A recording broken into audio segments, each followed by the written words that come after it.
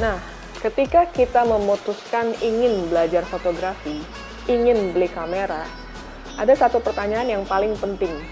Itu adalah, apa tujuan kita untuk membeli kamera? Apa tujuan kita mempelajari fotografi? Ini akan dijawab dengan 1001 jawaban, karena setiap orang akan memiliki passion yang berbeda-beda. Akan memiliki interest ke satu jenis atau satu genre fotografi yang berbeda-beda. Tapi yang kita harus tahu, apa tujuannya? Apakah cuma gaya-gayaan karena temen punya kamera? Atau kita memang memiliki kebutuhan tertentu? Atau memang kita ingin menekuni? Nah, ini harus dijawab sendiri gitu. Jadi ini bukan pertanyaan yang harus dideklar, tapi kita harus menjawab dan jujur di dalam diri kita sendiri.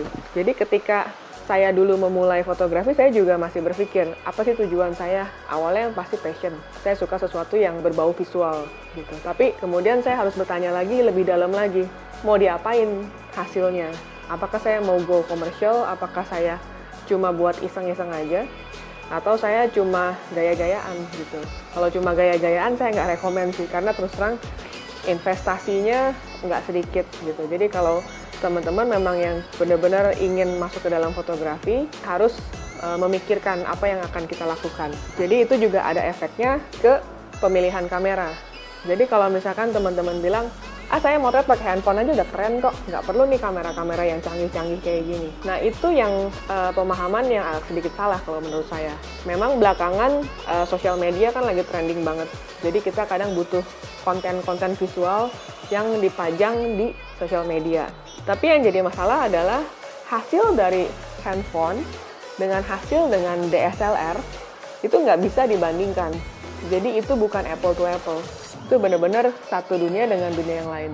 Jadi yang membedakan antara satu kamera dengan kamera lain adalah sensor. Jadi kita harus tahu sebesar apa sih sensor yang dimiliki oleh handphone. Kemudian sejauh mana sih sensor yang dimiliki oleh kamera pocket. Kemudian mirrorless. Kemudian juga misalkan kita masuk ke DSLR. DSLR juga ada dua macam.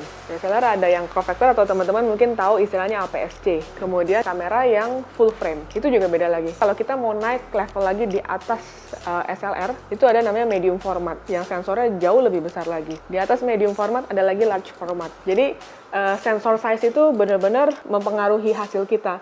Jadi kalau misalkan dibandingin antara handphone dengan medium format atau handphone dengan SLR, jelas hasilnya nggak akan sebanding. Kecuali kalau cuma di postingnya di sosial media, ya kita nggak bisa ngomong ya, karena hasilnya cuma segede, ya paling cuma berapa kali berapa senti sih. Tapi ketika kita print fotonya sebesar 2 meter, 3 meter, di situ kita bisa lihat apakah dynamic range sejauh itu, apakah detail yang disajikan sejauh mana.